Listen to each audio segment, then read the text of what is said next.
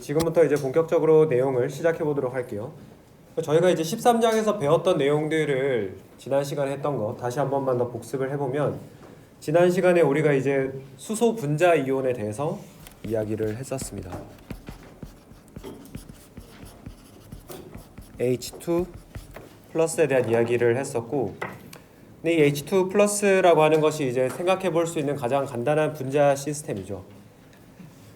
그래서 우리가 이 수소 분자 이온의 결합을 이해하기 위해서는 원자과 결합 이론, 우리가 줄여서 밸런스 본드, 영어로 밸런스 본드 시어리라고 부르고, 줄여서는 VB 이론이라고 부르는 그런 방법을 사용할 수도 있지만, 우리는 분자 오비탈 이론 접근 방법을 먼저 해본다. 그래서 분자 오비탈 이론, 영어로 이제 몰레큘라 오비탈 시어리, MOT라고 부르는 그런 방법을 계속 공부를 해보고 있습니다. 그래서 MOT에서 우리가 가장 처음에 출발할 때에 분자 오비탈 이론의 가장 큰 특징은, 분자 오비탈은 분자 전체에 걸쳐서 오비탈이 비편제와 디로컬라이제이션 되어 있다는 거예요. 그러니까 우리가 VB 이론이랑 비교했을 때 가장 극명하게 드러나는 차이가 그건데요. VB 이론에서는 화학 결합이라고 하는 것이 반드시 두 개의 원자 사이에 존재하는 거죠. 근데 MOT에서는 결합이 분자 전체에 퍼져 있을 수도 있다. 그런 차이점이 있습니다. 그래서 우리가 이 그림을 한 번만 더 그릴게요. HA랑 HP 이렇게 두 개의 원자 핵이 있고, 그리고 전자가 이렇게 존재하죠. 그래서 우리가 이런 시스템을 이해를 하기 위해서 HA의 1s 오비탈, 그래서 우리가 앞으로 1sa라고 쓰기로 했죠. 그 다음에 HB의 1s 오비탈, 1sp, 이 두 개를 우리가 리니어 컨비네이션 오브 아토믹 오비탈을 해가지고 분자 오비탈을 만든다라고 말씀을 드렸죠. 그래서 그렇게 선형 조합을 하면은 두 개의 분자 오비탈이 만들어질 수 있고, 그럼 우리가 분자 오비탈을 만든다고 했을 때는 더하기 조합 혹은 빼기 조합 두 개가 가능할 텐데, 더하기 조합이라고 하는 것은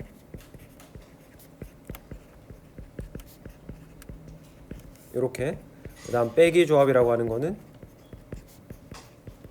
이렇게 만들 수 있다고 말씀을 드렸습니다. 그럼 이렇게 이제 오비탈의 파동함수의 형태를 우리가 결정을 했으니까, 여기에서부터 이제 여기에 대응되는 에너지는 무엇일까? 이런 분자 오비탈은 과연 얼마만큼의 에너지를 가지게 될 건가? 이거를 이야기를 했었죠. 그래서 지난 시간에 우리가 이거를 조금 세부적으로 정리를 하다가 말았던 것 같아요. 그래서 EG 이런 조합의 오비탈의 에너지는 얼마가 될까? 그거를 지난 시간에 했던 걸 한번 써볼게요. 여러분들이 이제 물리화학 1을 들었다라고 하면은 어떤 에너지의 기대값을 내가 쓰고 싶다라고 하면은 적어도 이런 형태는 쓰실 수가 있어야겠죠.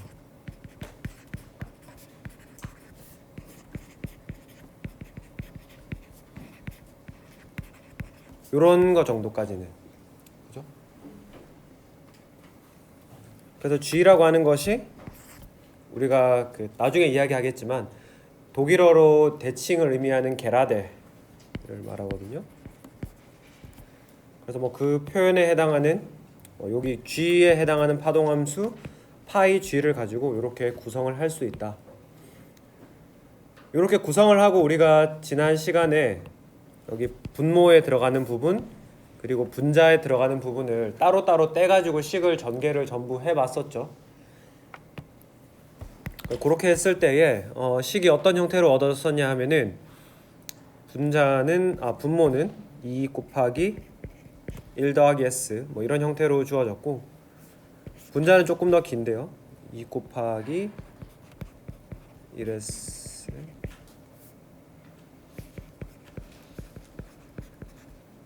이렇게 된다는 걸 우리가 확인을 했었죠.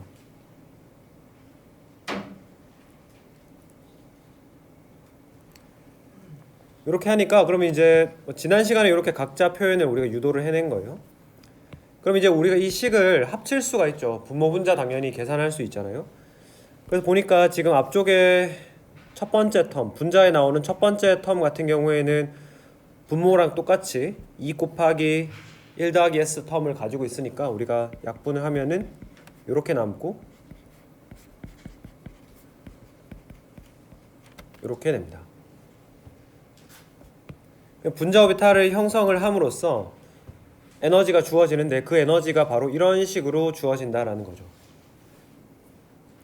이 식이 사실 굉장히 많은 의미를 담고 있는데요. 어떤 첫 번째 한번 살펴볼 만한 부분은 일단은 원자 오비탈에 1s 원자 오비탈의 에너지가 등장하죠. 이 말은 뭐냐 하면은 우리가 여러분들 일반화학 시간에 분자 오비탈 그릴 때 어떤 식으로 했는지 한번 생각해 보시면 수소 원자의 1s 오비탈 이렇게 양쪽에 그린 다음에 세로축의 에너지라고 했을 때 이렇게 해서 그냥 왠지는 모르겠는데 두 개가 만나면 하나는 더 안정화되고 하나는 더 불안정해진다. 이런 거 그렸었잖아요. 이거 다들 기억나시죠? 그죠? 뭐 어떤 거인지 구체적으로 기억이 안 나더라도 그러면은 요 모양을 보면은 그러면 우리가 여기 지금 부분 있죠? 요게 바로 1s 오비탈의 원자 오비탈 에너지가 되는 거예요. 그럼 요거랑 비교해서 여기가 기준으로 했을 때에 낮아지고 높아지는 정도를 우리가 계산을 해보니까 여기 뒤에 나오는 텀 그래서 여기가 1 플러스 s 분의 j 플러스 k 요렇게 되는 거였습니다.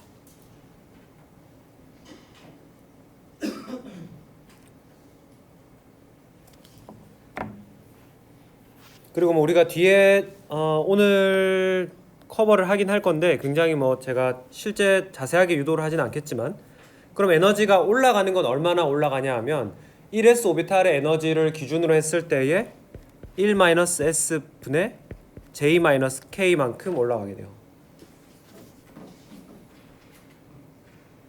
아무튼 뭐 요런 j 플러스 k죠. 제가 아마 노트에도 좀 잘못 쓴 것 같은데 아닌가? j-k인가? 잠시만요.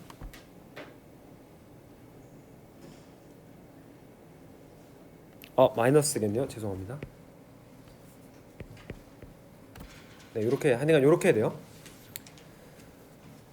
그래서 이렇게 된다라는 거고 그러면 우리가 이 뒷부분 뒤에 나오는 1 플러스 s분의 j 플러스 k 결국에는 이 부분에 의해서 오비탈의 에너지가 원자 오비탈에 비해서 분자 오비탈이 더 안정화되느냐, 그죠? 이렇게 밑으로 더 안정화돼서 결합을 만드느냐, 혹은 에너지가 더 올라가서 결합을 불안정하게 만드느냐 결정하는 부분이 바로 이 뒷부분이죠.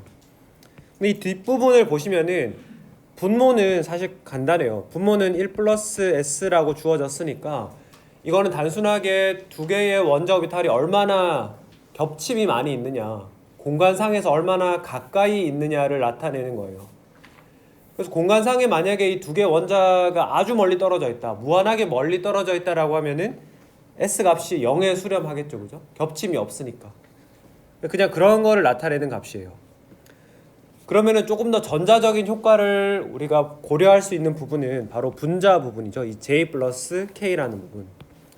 그래서 우리가 이 부분을 이렇게 나눠 볼게요.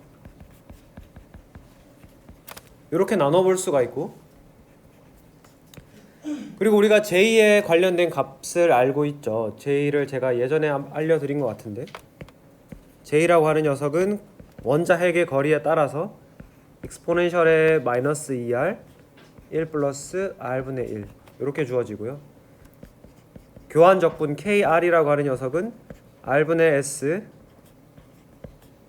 익스포넨셜의 마이너스 r 1 플러스 r 이렇게 주어집니다. 이거는 뭐 절대 여러분들이 뭐 암기하시거나 암기하실 필요는 없어요. 뭐 근데 유도하는 게 궁금하시면은 조금 더 찾아보셔도 되고요. 아무튼 이렇게 했을 때 제가 이전에도 말씀드렸지만은 이 JR이라고 하는 거를 우리가 함수를 한번 R 값에 따라서 그려보면은 이 값이 0보다 작아질 수는 없죠. 그죠? 두 함수의 곱으로 이루어져 있는데 익스포넨셜 함수도 항상 0보다 크거나 같고 1 플러스 r분의 1 값 이것도 함수를 그려보면 항상 0보다는 크거나 같죠. 그렇기 때문에 이 함수 J값이라고 하는 쿨롬 적분은 항상 0보다 큰, 그러니까 원자들 사이의 거리에 상관없이 이 쿨롬 적분이라고 하는 거는 항상 에너지를 더 불안정하게 만든다. 그래서 우리가 순수하게 화학 결합을 정전기적인 상호작용으로 이해하면은 틀린다는 이야기겠죠, 그죠? 그래서 우리가 물리화학 수업을 다 이해하지 못하더라도 적어도 정말 이것만큼은 우리가 꼭 알고 가야 된다. 그러면은 안정화를 이루는 부분은 어디냐 하면은 바로 이 K 부분. 여기는 지금 플러스 항과 마이너스 항 같이 나오기 때문에 부호가 음수가 될 수도 있죠.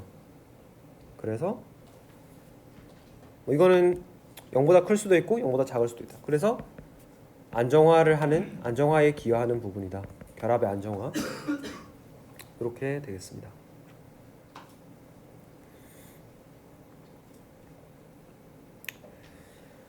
그래서 우리가 지금 그러면은 우리가 계산한 파동함수 파이 g라고 하는 거는 결국 여기 아래쪽에 있는 분자 오비탈이 만들어졌을 때 이 아래쪽에 에너지가 더 안정화되는 부분이 바로 파이 g에 해당하는 거고요. g라는 의미를 제가 아직까지도 설명을 드리진 않았지만은 우리는 이 파이 g라는 오비탈을 앞으로 본딩 오비탈이라고 부를 거예요.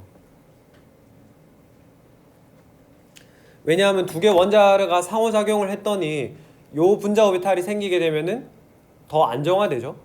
화학에서는 어떤 일이 일어난다라고 할 때 더 안정화되는 게 주된 요인이 되잖아요. 그래서 두 개 원자 사이의 결합을 만드는 그런 오비탈이다. 그래서 파이G는 우리가 본딩 캐릭터를 가지고 있다. 이렇게 이야기를 할 수가 있겠습니다. 혹시 여기까지 해서 질문 있으신가요?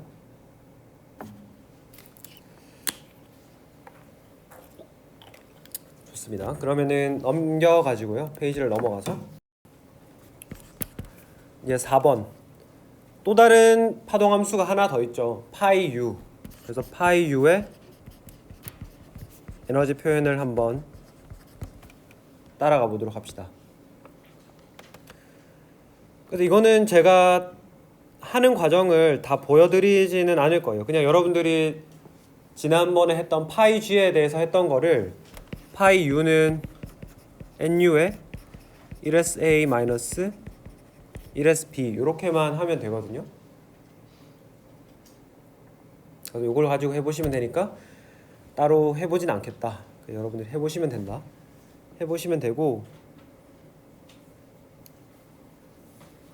그렇게 해서 얻어지는 결과만 한번 살펴보면은 제가 노트에 오타가 굉장히 많군요. 4번에 에너지 표현이라고 되어 있고 3번 다에 분자라고 되어 있는데 그 분자에 보시면은 네 번째 줄에 에너지 EG가 아니라 EU겠죠, 그죠? 제가 이런 부분 좀 고쳐가지고 업데이트 하도록 하겠습니다. 아무튼 이렇게 해서 쓰면은 적분값도 분모값도 2 곱하기 1 더하기 S가 아니라 1 마이너스 S로 바뀌겠죠. 여기 부호가 마이너스이기 때문에. 그리고 분자의 값도 이렇게 바뀌게 되겠습니다.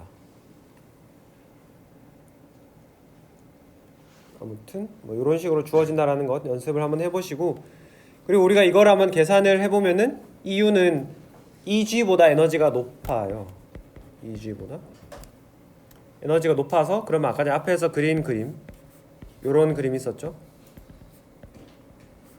수소 원자 1s 오비탈 두 개를 상호작용 시켰을 때 얻어지는 게 밑에가 파이 G, 위에가 파이 U가 되겠습니다.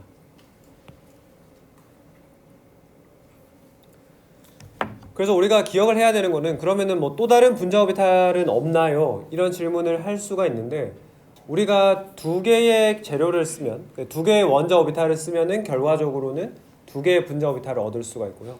세 개의 원자 오비탈을 쓰면 세 개의 분자 오비탈을 얻을 수 있다. 그래서 사용한 재료의 개수와 얻게 되는 결과물의 개수가 동일하다. 이런 거 정도를 기억을 해두시면 되겠습니다.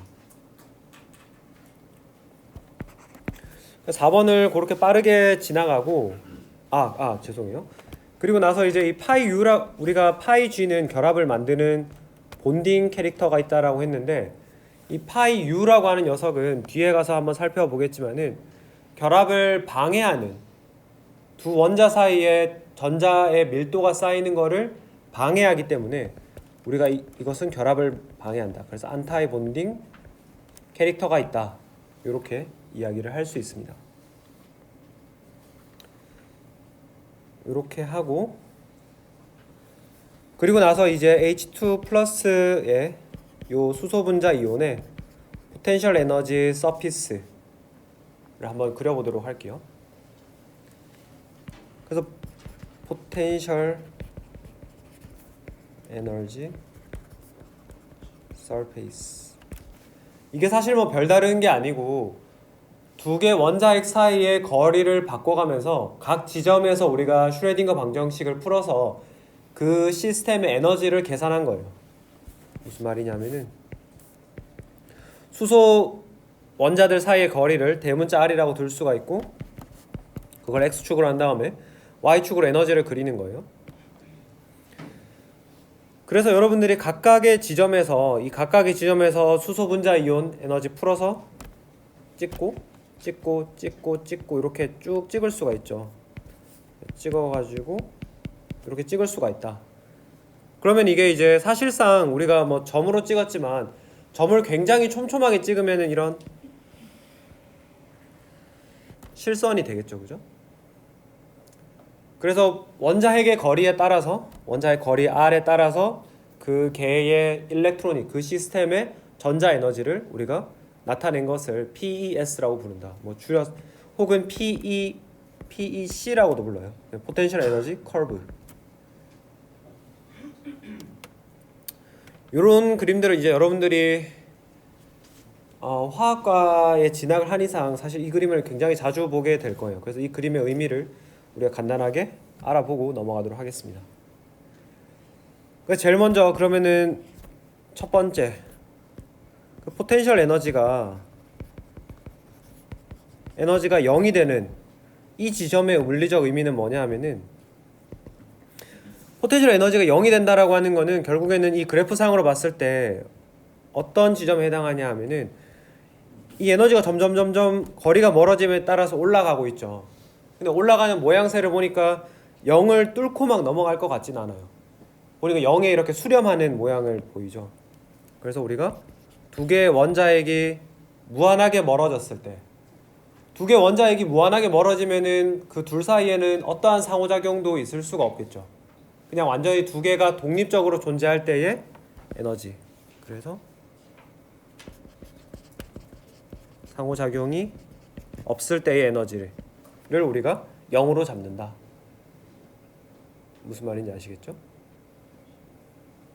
물론 두 개의 수소 원자 하나의 그러니까 H2 플러스가 아주 멀어진다면은 H 플러스랑 H 원자로 나누어질 텐데 이 개가 그렇다고 해서 절대 에너지가 0이라는 건 아니에요. 그렇죠? 얘가 0의 에너지가 없는 건 아니죠. 어떤 특정한 에너지를 가지고 있긴 할 거예요. 얘는 전자가 없으니까 에너지가 0이겠지만 수소 같은 경우에는 어때요? 우리가 앞에서 배웠을 때 마이너스 0.5 하트리의 값을 가진다고 배웠잖아요. 그러니까 절대값을 따졌을 때 0이 아니다. 근데 우리는 제가 누차 말씀드리지만 화학에서는 우리가 이 에너지의 차이에 대해서는 사실 그러니까 에너지의 절대값에 대해서는 큰 관심이 없죠. 특별한 경우를 제외하고는. 우리가 항상 관심이 있는 거는 반응물이 생성물로 될 때 에너지가 얼마나 바뀌느냐 그런 에너지 차이에 관심이 있기 때문에 우리는 요 지점 두 개의 원자핵이 무한히 떨어져서 상호작용이 없는 지점을 0이라는 기준으로 잡는다. 그렇게 잡으면 되겠습니다. 그렇게 이해를 하시면 되고 두 번째는 그러면은 지금 그래프를 쭉 살펴보니까 포텐셜 에너지가 음수로 나타나는 부분들이 있죠. 뭐 그래프로 표시하자면 이 부분을 쭉 보면 전부 에너지가 음수예요. 그러니까 에너지가 음수라는 거는 어떤 의미냐면은 그럼 우리가 지금 기준을 원자 두 개의 원자에게 상호작용이 없을 때를 여기로 빨간색 선으로 잡고 있잖아요. 그럼 거기보다 에너지적으로 더 안정하죠. 에너지적으로 더 안정하니까 이거는 쉽게 말해서 원자 혹은 어떤 분리된 형태보다 분자를 구성하는 것이 더 안정화된다. 그럼 반대로 여기 에너지가 양수인 부분은 원자들이 이런 배치에 처하게 되면은 이런 결합 길이를 가지고 있게 되면은 떨어져 있을 때보다 오히려 더 불안정하다. 그 불안정한 주된 요인은 뭐겠어요? 원자에게 가까워지면은 왜 불안정해질까요? 원자 핵이라고 하는 것이 우리가 사실 굉장히 플러스 전하를 밀집해서 가지고 있는 그런 부분이잖아요.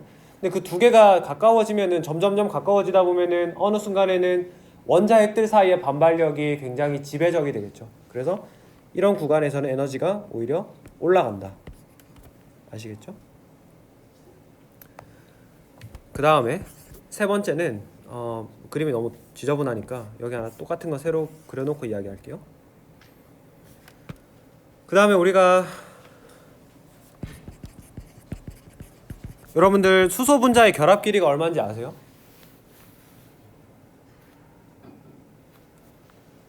결합 길이 맞추시면은 제가 선물 하나 드리도록 하겠습니다. 요즘에 너무 수업만 열심히 해가지고 여러분들이 안 그래도 재미없는 수업인데 맨날 수업만 하니까 너무 지루해하는 것 같아서. 결합 길이 얼마일까요? 수소 분자의 결합 길이. 좋습니다. 74? 잘하네. 그래요, 선물 드릴게요. 네. 너무 쉽게 맞췄네. 질문은 이제 이해했어요? 아닌가? 네, 아무튼 아무튼 잡소리는 그만하고 그 결합 길이라고 하는 거 지금 이영민 씨죠, 맞죠? 선물 뭐 드릴까요? 뭐 받고 싶은 거 있으세요? 뭐라고?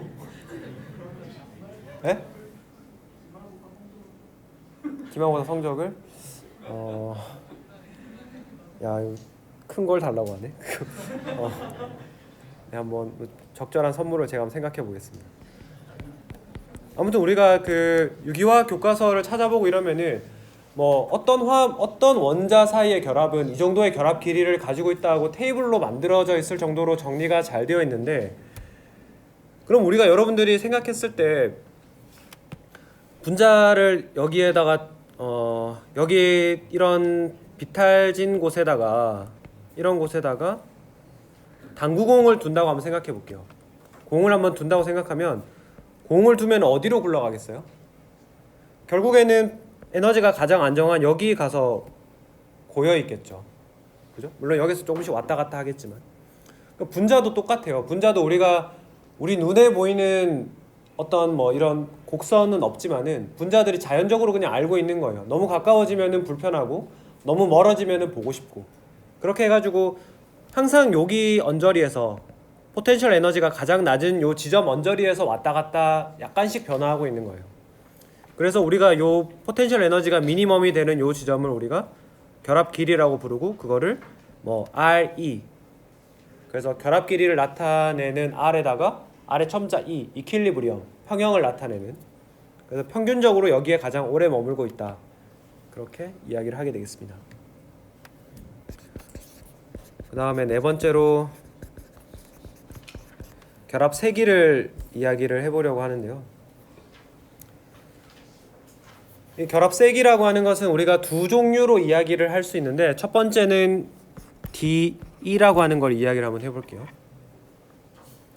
이 결합 세기라고 하는 거는 원자 두 개가 떨어져 있는 상태와 비교했을 때 분자를 이루면 얼마나 안정화될까, 결합을 만들면 얼마나 안정화될까라는 거를 이야기를 하는 건데, 그럼 결국에는 여기 원자 상태 에너지 있죠? 여기 0이 되는 요 지점이랑 결합 길이 RE, 거기에서의 포텐셜 에너지를 비교하면 되겠죠.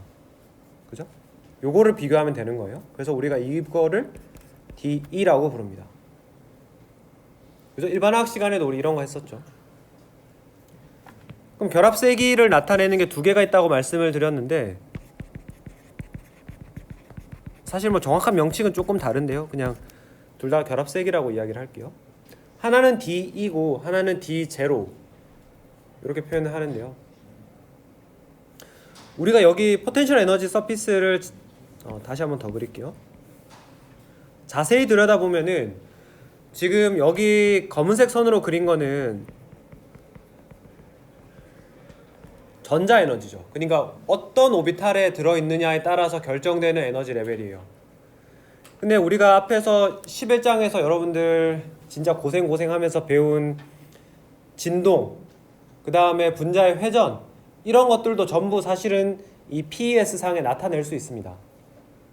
그래서 제가 지난 시간에 말씀드렸지만, 아주 예전에 말씀드렸지만, 전자 에너지 레벨의 간격이 가장 커요. 그러니까 분자 내에 있는 어떤 전자가 1번 오비탈에서 있을 때 이따가 2번 오비탈로 가려면 필요한 에너지의 평균 값을 생각해 보면 이게 굉장히 커요. 뭐 거의 일렉트론 볼트 단위. 그렇게 되고 그 다음에 나타나는 게 진동 에너지 레벨, 그 다음에 나타나는 게 회전 에너지 레벨. 그러니까 에너지의 간격이 이렇게 작아진다는 이야기예요. 그래가지고 여기를 자세히 들여다보면은 이런 식의 진동 에너지 준위가 있습니다. 그 진동 에너지가 빨간색, 전자 에너지 레벨이 검은색. 그리고 회전 에너지는 여기에다가 더 작게, 더 촘촘하게 진동 에너지 사이에 이렇게 위치하고 있죠. 근데 우리가 그러면은 지금 결합세기 DE라고 하는 거는 포텐셜 에너지의 미니멈, 여기를 가지고 좀 그림을 조금만 더 키워볼게요. 여기를 가지고 이야기를 하고 있어요. 여기를 가지고 이야기하는 건데, 실제 분자가 여기 에너지, 요만큼의 에너지를, 여기에 해당하는 에너지를 가질 수가 있나요? 이 에너지를? 우리가 그 분자 진동에 관해서 전혀 안 보이시는구나. 요 지점의 에너지를 가질 수 있느냐 하는 이야기를 하고 있었어요. 좀 바꿔야겠네, 색을. 가질 수가 없죠, 그죠? 왜냐하면 우리가 분자 진동에 관해서 배울 때 바이브레이션 에너지 레벨에 0점 에너지가 있다. 즉 바이브레이션 에너지 레벨이 가장 낮게 있다고 하더라도 최소 여기에 이 정도의 에너지는 가지고 있어야 되는 거예요. 지금 제가 막 거칠게 이렇게 녹색으로 표현한 부분 있죠. 이 정도의 에너지는 무조건 가지고 있어야 된다라는 거예요. 이게 바로 2분의 1 HNU에 해당하는 에너지라고 말씀을 드렸었죠. 그래서 이런 에너지를 가지고 있다. 그래서 우리가 그러면 실제적으로 분자의 결합 세기를 이야기할 때에는 포텐셜 에너지의 미니멈을 가지고 이야기할 게 아니라 미니멈의 2분의 1 HNU, 한유를 더한 값을 이야기를 해야 된다. 그래서 요 에너지 레벨을, 요 에너지 차이를 보는 것이 더 타당하다. 그런 견해가 있습니다. 그래서 우리가 뭐 결합 에너지를 이야기할 때 이렇게 두 종류를 가지고 이야기를 할 수 있는 거죠.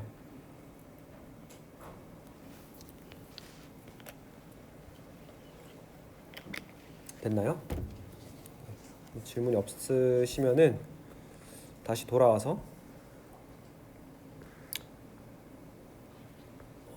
네, 페이지를 넘어가도록 할까요? 네, 넘어가도록 하겠습니다.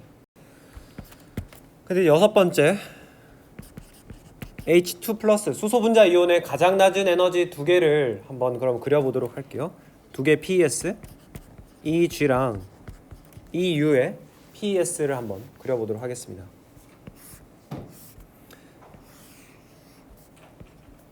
이렇게 생긴 거 하나랑 이렇게 생긴 거 하나.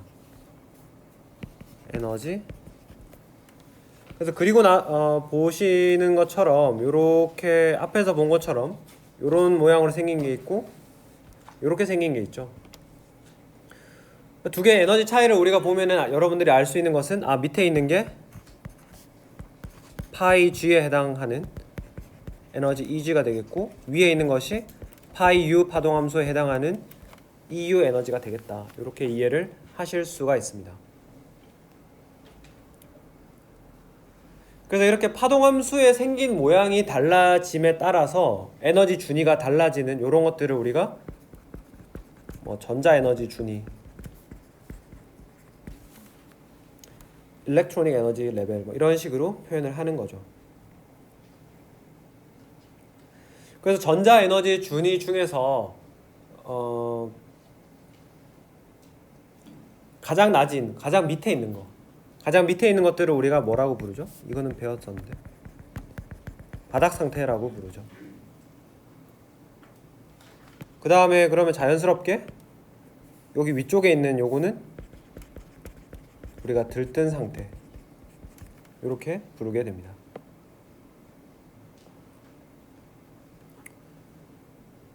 여러분들 그럼 이걸 봤을 때 도대체 근데 이게 내가 아는 원자 오비탈이랑 어떤 식으로 연관이 돼 있을까 조금 헷갈리실 것 같아서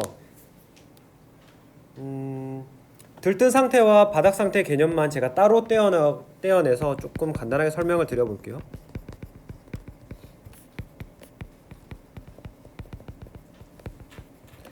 생각을 해보면은 예를 들어서 헬륨의 전자 배치를 써보라고 하면 여러분들이 아마 다 1s2 이렇게 잘 쓰시겠죠. 그래서 이게 전자적으로 가장 안정한 바닥 상태에 해당하는 거예요. 근데 만약에 누가 1s1에 2s1 이렇게 적었다.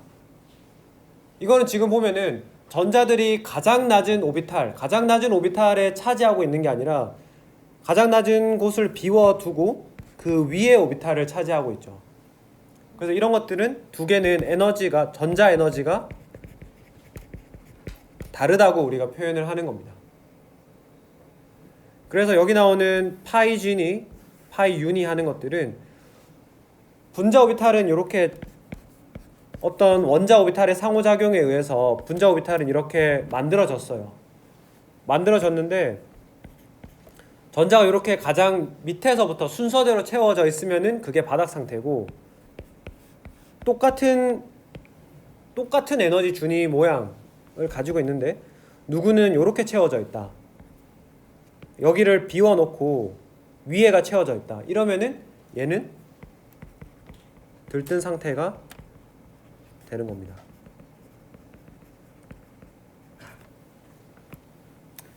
아시겠죠?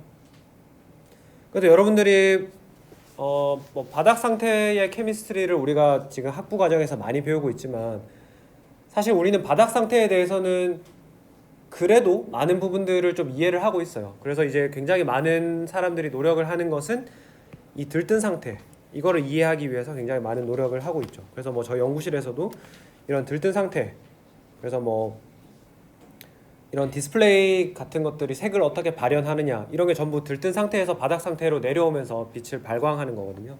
그런 것들을 연구를 많이 하고 있습니다. 그래가지고 그럼 우리가 이제 분자 오비탈 이론에서 사용하는 그런 여러 가지 노테이션들을 좀 확인을 해 보도록 하겠습니다. 그래서 우리가 이 수소 분자 이온에 대해서 지금 굉장히 일반적으로 파이 G, 파이 U 뭐 이런 식으로 이름을 붙였는데요. 우리가 이제 분자 오비탈에도 특히 이런 이름들을 좀 붙여줄 수가 있습니다. 이름을 붙여주면은 첫 번째 파이 G라고 하는 건 우리가 이제 앞으로 시그마 G로 부를 거고요.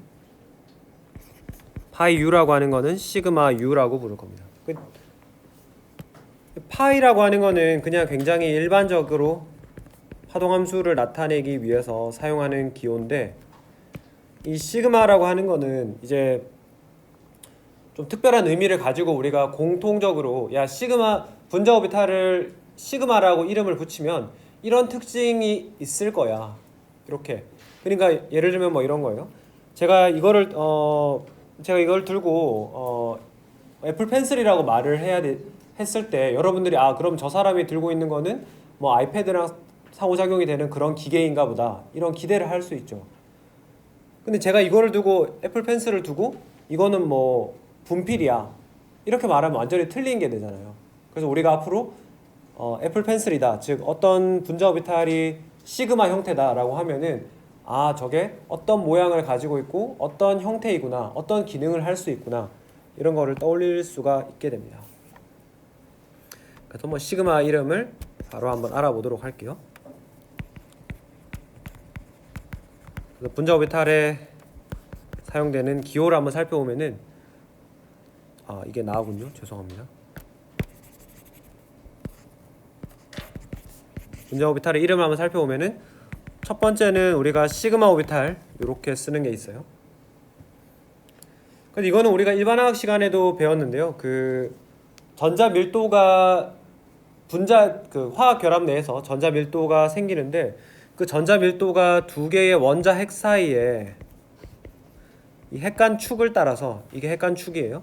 두 핵을 연결하는 이 축을 따라서 전자 밀도가 여기에 쌓인다. 여기 쌓이고, 그리고 우리가 이렇게 단면을 잘라 봤을 때에, 단면을 잘라 보면은 이 단면이 이렇게 동그라미 형태로 약간 요렇게 생긴 것을 보고 우리가 요런 형태의 분자 오비탈은 우리가 시그마 분자 오비탈이다, 이렇게 이름을 붙입니다. 그 시그마가 결국에는 그리스 문자의 S에 해당하는 거잖아요. 우리가 결합의 단면을 봤을 때 결합의 단면이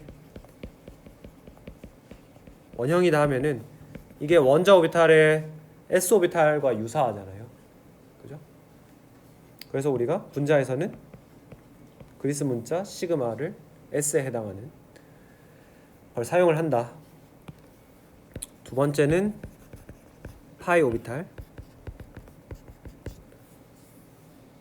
파이 오비탈이라고 하는 거는 이번에는 원자 핵 사이에 이 핵간 축을 따라서 전자 밀도가 쌓이는 게 아니라 핵간 축의 바깥에 요런 곳에 전자 밀도가 쌓이게 되는 형태를 이야기를 합니다. 여기에는 특이한 건 이렇게 반틈으로 잘라 보면은 모양이 요렇게 생겨가지고 흡사 모양을 보면은 요런 식의 모양으로 생겼다는 거죠. 지금 제가 색칠을 한 부분과 색칠을 하지 않은 부분은 이게 결국에는 파동함수잖아요. 그죠? 분자 오비탈도 파동함수의 한 종류이기 때문에 위상이라는 게 존재하게 되고, 위상이 존재한다라고 하는 거는 뭐 플러스 마이너스 혹은 마이너스 플러스, 색칠한 게 플러스예요 마이너스예요, 이거는 좀 무의미한 질문이에요. 그냥 색칠을 한 부분이 있고 색칠을 하지 않은 부분이 있다, 그렇게만 생각하시면 됩니다. 우리가 실제적으로 물리적 의미를 가질 때는 제곱을 해서 보기 때문에, 전자를 발견할 수 있는 확률은 제곱을 해서 보기 때문에 플러스든 마이너스든 제곱하면 두 개 다 똑같은 값을 가지게 되죠. 이렇게 생겨가지고 이게 지금 단면이 보면은 단면이 아령 모양처럼 생겼다. 단면이 아령 모양처럼 생긴 거는 원자 오비탈의 p 오비탈이죠. 그래서 얘는 그리스 문자 p에 해당하는 파이를 분자 오비탈을 가리킬 때 사용을 하게 됩니다. 그럼 여러분들이 이제 분자 오비탈을 나타낼 때 사용하는 기호도 알았고, 그 다음에 결합성, 반결합성 이야기를 좀 해보려고 하는데요. 이게 사실 일반화학 때 한 번씩 했던 이야기라서 제가 조금 빠르게 넘어가고 있습니다. 혹시 잘 이해 안 되시면은 말씀을 해주세요. 지금 제가 앞에서 이제 시그마 G라고 이야기하겠다라고 하는 함수는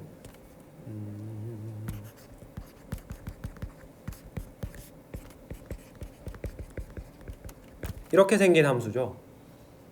이렇게 생긴 함수인데 뭐 앞에 정규화 상수는 무시하더라도 뒤에 파동함수의 형태를 한번 살펴보면은 2차원으로 보면은 뭐 이런 식으로 생겼어요. 두 개 함수를 더하기를 해줬기 때문에 이 둘 사이에는 지금 위상 S 오비탈은 위상이 없죠. 그냥 단일 위상이죠. 위상이 없다는 말은 취소해요. 취소하고 단일 위상이기 때문에 두 개가 플러스로 만난다라고 하는 거는 무조건 보강 간섭이에요. 제가 그린 것처럼 보강 간섭이 일어나고, 그러면은 실제 분자 오비탈을 만들게 되면은 이런 파란색 선의 모양을 가지게 되겠죠. 그럼 원자 핵 A, B 사이에 전자 밀도가 원자 상태로 있을 때보다 분자가 되니까 더 전자 밀도가 올라갔죠. 원자 핵 사이에. 그죠? 전자를 발견할 수 있는 확률이 두 원자 사이에 더 늘어났다. 이 말은 뭐예요? 두 개 원자를 더 강하게 묶어줄 수 있다라는 이야기죠. 그래서 우리가 이런 결합, 이런 형태의 파동함수를 결합성이다, 본딩 캐릭터를 가지고 있다라고 말씀을 드리는 거고, 그럼 시그마 U라고 하는 거는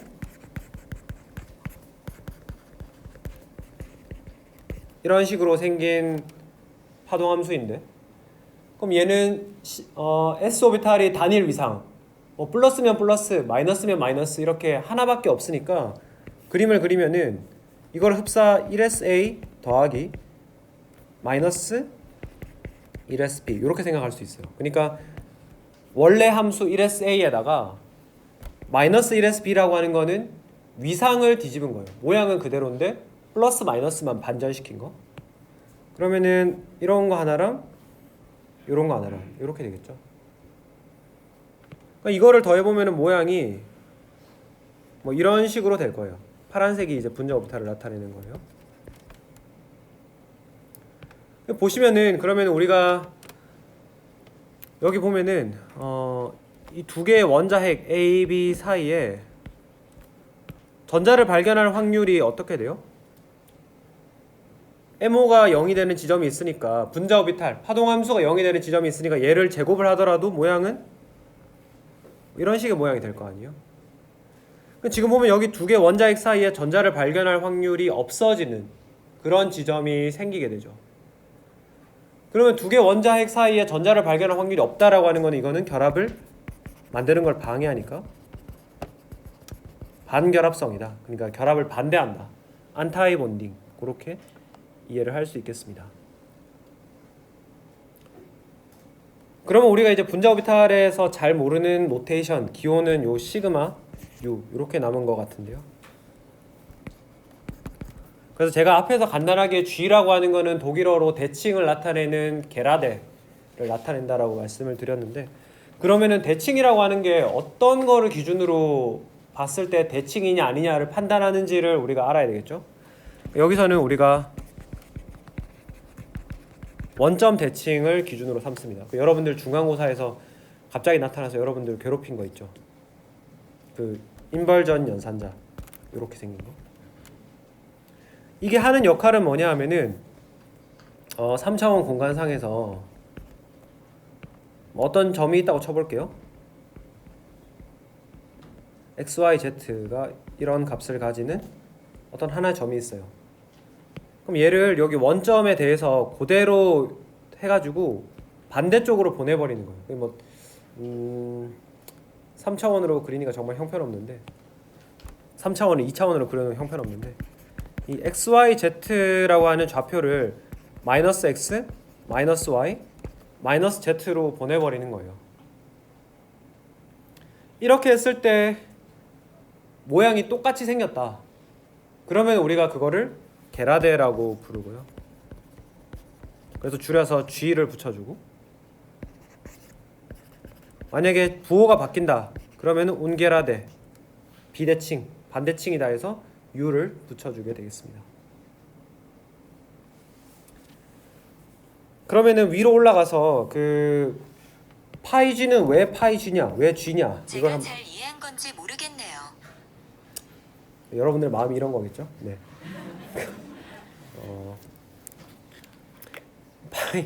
파이 G를 한번 살펴보시면은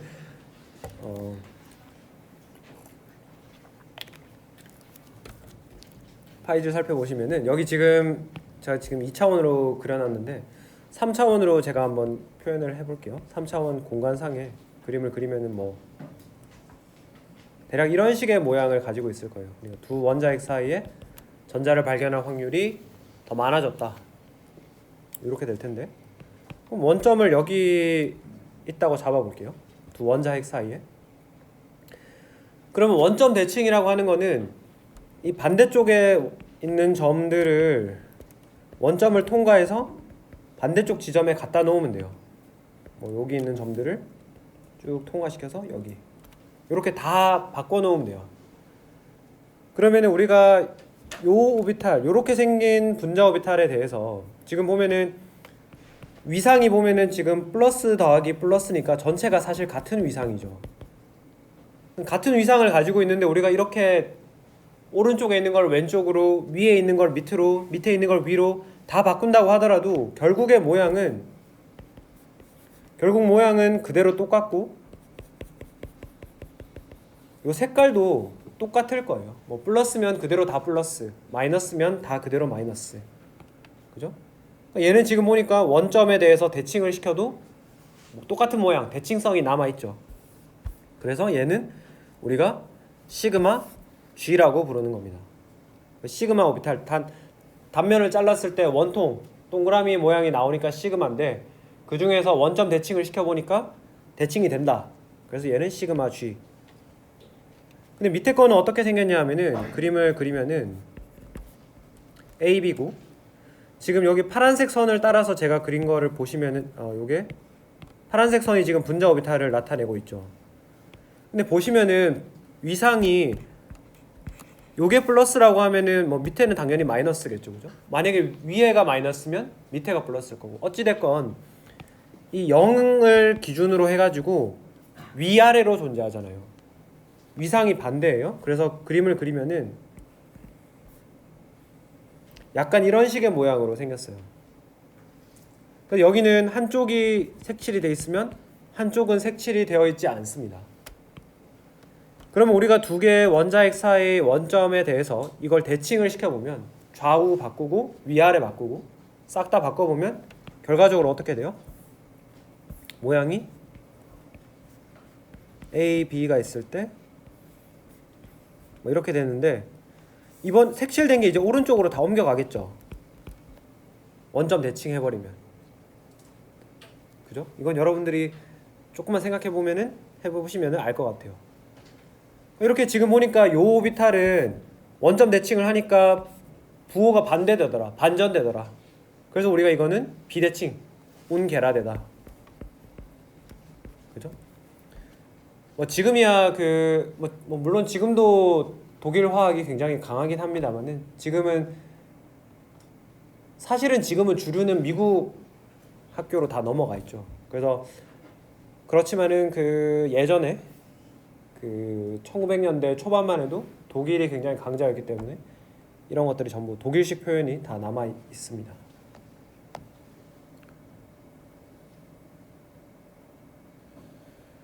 그리고 좋습니다. 혹시 분자 오비탈 표현하는 거에 대해서 더 궁금한 게 있으신가요? 뭐 아마 이건 일반화학 때 한번 한 거라서 좋습니다. 그러면은 이렇게 하고 넘어가도록 할게요. 이제 14.2절은 우리가 수소 분자를 넘어서 수소 분자 이온을 넘어서 수소 분자를 실제로 이야기를 해보자. 그게 되겠습니다. 수소 분자를 이야기를 해보자라는 건데요. 근데 실제로 우리가 수소 분자를 풀 거는 아니기 때문에 여기는 사실 그냥 여러분들이 읽어보시고 넘어가는 걸로 하겠습니다. 그냥 읽어보면은 수소 분자는 풀기 어렵다. 그래서 우리가 근사법이 필요하다. 그렇게 이야기하고 넘어가거든요. 넘어가도록 하겠습니다. 그래서 거기 책에서 제안하는 근사법 두 개가 바로 원자과 결합이론, 밸런스 본드 티어리, VB 이론이라고 부르는 게 있고 분자 오비탈 이론, MOT라고 몰레큘러 오비탈 티어리라고 말씀을 드렸죠. 여기 두 개가 있는데 우리가 사실 분자 오비탈 이론을 먼저 이야기를 쭉 했었습니다. 그 교재 순서가 제가 14.2절이 아니라 13.2절이죠. 네.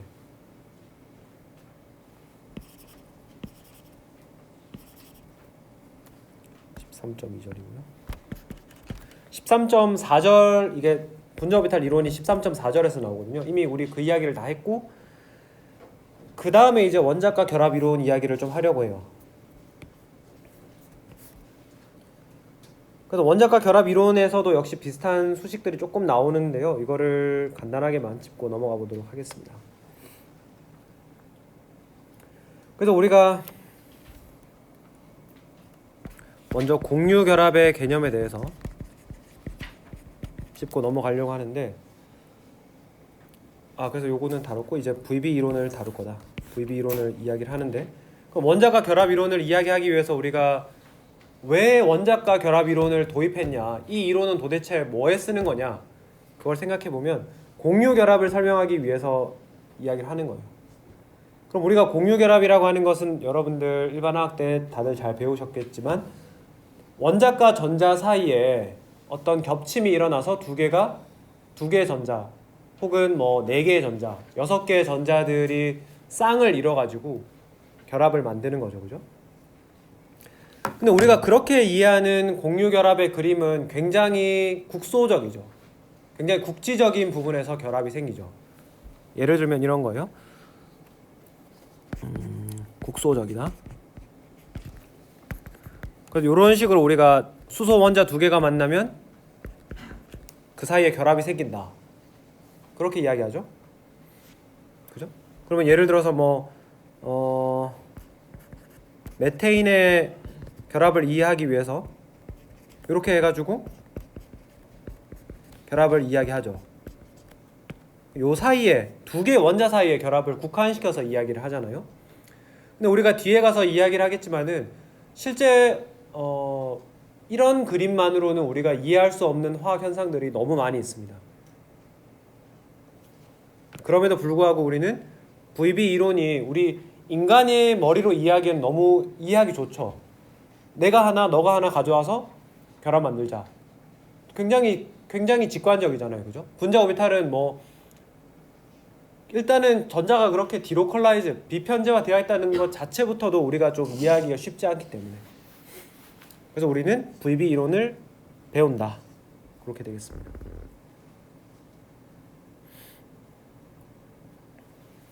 그래서 순서를 조금 바꿔서 이야기를 해보도록 할게요. 그럼 우리가 VB 이론에서 H2 분자를 어떻게 이해하는지 한번 설명을 해보도록 할게요. 그래서 우리가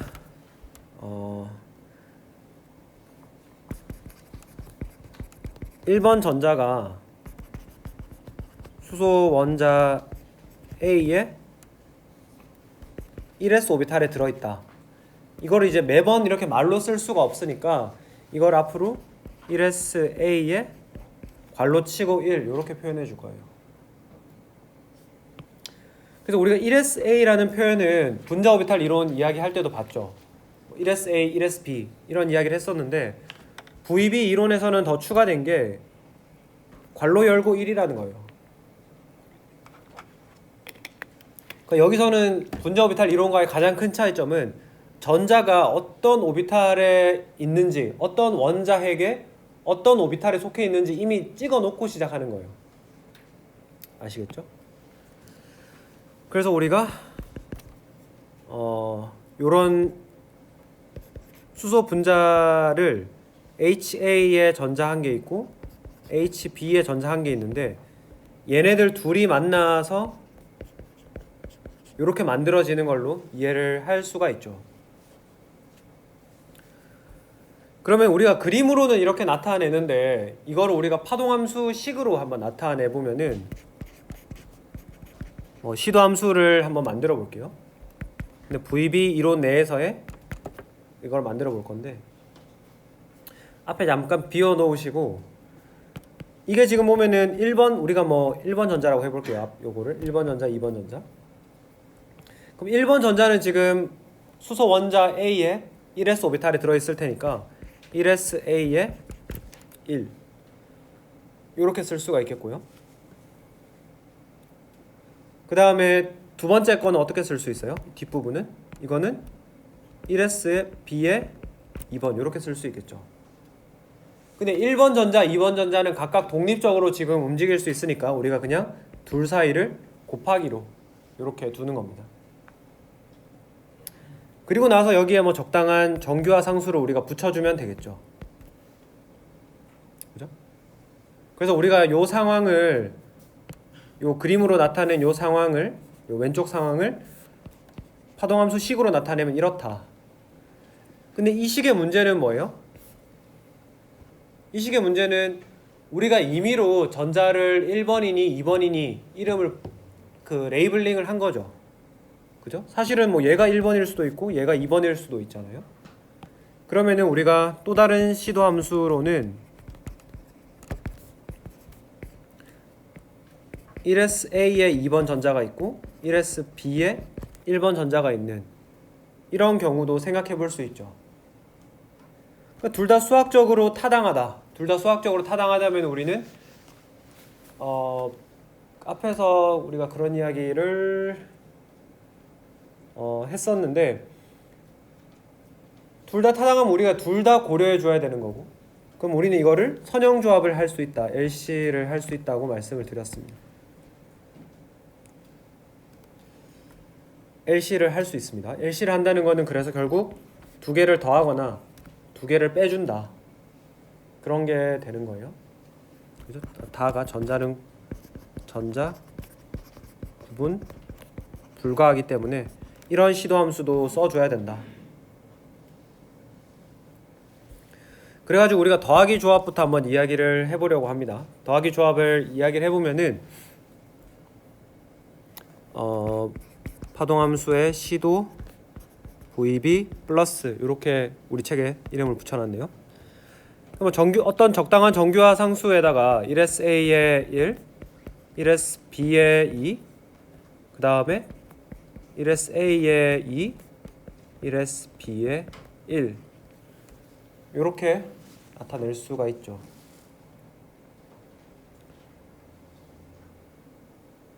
근데 그럼 지금 요렇게 파동함수식을 완성했을 때 문제가 뭘까요?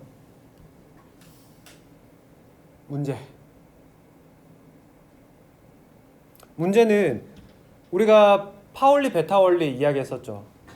파울리 베타 원리에 따르면은 어때요? 전자를 교환해주면, 그러니까 뭐 1번 전자를 2번으로, 2번 전자를 1번으로 레이블링을 바꿔주면은 파동함수의 부호가 반전이 일어나야 되죠. 플러스가 마이너스로, 마이너스가 플러스로 반전이 일어나야 되죠. 근데 지금 형태, 플러스 형태의 시도함수로는 바꾸면 어떻게 돼요? 바꿔도 모양이 똑같죠. 무슨 말이냐면 1번이랑 2번의 레이블링을 바꿔보면은 그냥 1번 전자를 2번으로, 2번 전자를 1번으로 그냥 부르는 거예요.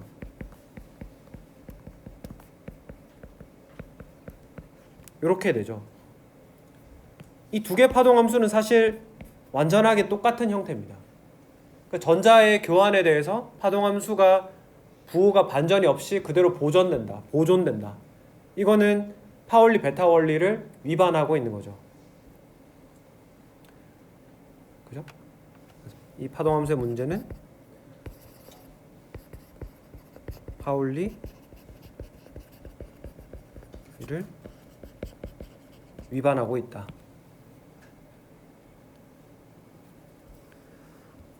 근데 사실 우리가 한 가지 놓치고 있는 부분은 뭐냐 하면은, 우리가 슈레딩거 방정식을 풀면은 전자에 대해서 세 개의 자유도가 있죠. X, Y, Z. 근데 우리가 어떤 하나의 전자를 완전하게 스페시파이 하기 위해서는 그런 코디네이트, 위치를 나타내는 것뿐만이 아니라 하나 더 좌표, 하나 더 성분이 필요하죠. 그게 뭐죠? 스핀이죠. 그죠? 그래서 스핀을 고려를 해줘야 된다. 그래서 우리가 어떤 노테이션을 도입할 거냐 하면은, 만약에 1번 전자가 알파 스핀, 그러니까 업 스핀을 가지고 있다라고 하면은 앞으로 노테이션을 쓸 때 그냥 알파의 1 이렇게 표현을 할 거예요. 그럼 만약에 2번 전자가 베타 스핀, 다운 스핀을 가지고 있다라고 하면은 그거는 베타의 2 뭐 이런 식으로. 그래서 알파 베타 먼저 스핀을 특징 짓고 어떤 전자가 그런지를 뒤에다가 써주면 되겠습니다. 그러면 지금 우리가 파동 함수를 스페이셜 파트, 그러니까 공간에 관련된 파트, 그 오비탈이 어떤 모양으로 생겼냐, 뭐 1sa 더하기 1sb냐, 뭐 1sa 빼기 1sb냐, 이거는 오로지 순수하게 3차원 공간상의 분자 오비탈이 어떻게 생겼느냐를 이야기를 하고 있는 거죠. 근데 여기에다가 사실 파동 함수는 스페이셜 파트에다가 스핀 파트를 곱해줘야지 완전하게 되는 겁니다. 그죠? 전자가 공간상의 모양 XYZ에다가 알파 스핀이냐 베타 스핀이냐를 특징 지어줘야지 완성이 되는 것처럼 분자의 파동 함수도 스페이셜 파트에 스핀 파트가 같이 들어가줘야 된다. 지금 형태는 스페이셜 파트, 공간 파트가 대칭성을 가지고 있기 때문에 그러면은 전체 파동 함수식이 비대칭성, 반대칭성이라고 해야 되죠? 반대칭성을 만족시키려면 전자 교환에 대한 파동 함수의 부호 반전이 있으려면은 얘가 부호 반전이 없다 그러면 뒤쪽에서 반전이 있어주면 되겠죠. 스핀 파트에서. 그래서 우리가 스핀 파트를 어떻게 구성하냐 하면은 요 그림을 봤을 때 뭐 흡사 이거를 우리가 점으로 찍어놨지만 이런 식으로 생각할 수도 있죠. 한쪽에 업스핀이면 반대쪽에는 다운스핀. 그러면은 반대쪽에 다운스핀이면은 이쪽은 어떻게 돼야 돼요? 업스핀이 되어야 되겠죠, 그죠? 그래야지 알파 베타가 만나야지 결합이 만들어지니까 그게 VB 이론이죠. 그래서 우리가 이거를 봤을 때 그럼 요 형태는 파동함수식을 썼을 때 알파의 1번 전자는 알파, 그죠? 2번 전자는 베타. 두 번째 식은 어때요? 1번 전자가 베타, 2번 전자가 알파 이렇게 쓸 수가 있겠습니다.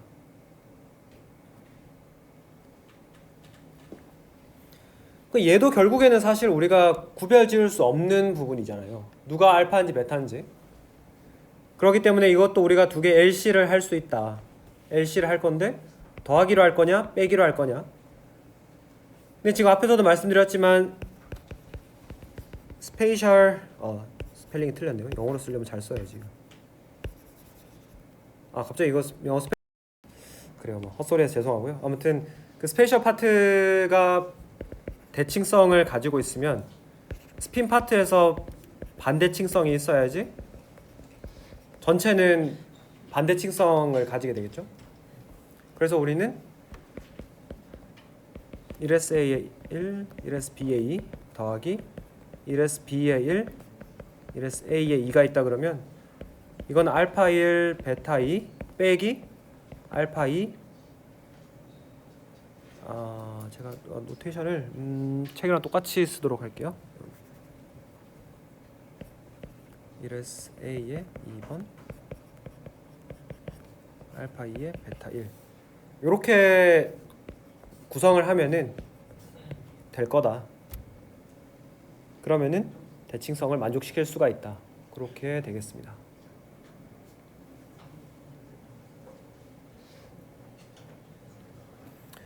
그럼 이게 결국에는 지금 곱해 놓는다라고 하면은 총 4가지 경우가 나오는 거잖아요. 그죠?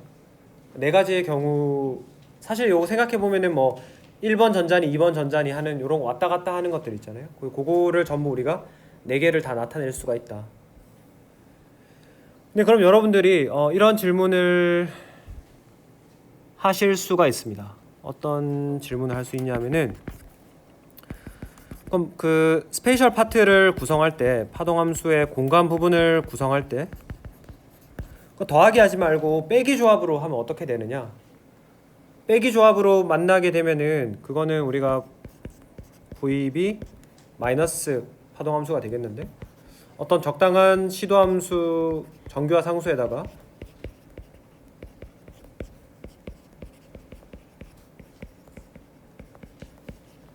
이렇게 되겠죠. 그 스페이셜 파트를 이렇게 썼으면 그럼 지금 보시면은 두 개가 같은 그 수학적으로 같은 의미를 가지고 있는 파동 함수가 마이너스 조합으로 이미 스페이셜 파트로 우리가 반대 칭성을 만족시키고 있죠. 전자 교환하면은 부호 반대로 나와요. 그러면 우리가 스핀 파트는 어떻게 구성해야겠어요? 대칭성을 가지도록 구성을 해야겠죠. 스핀 파트의 대칭성을 만족시켜야 된다.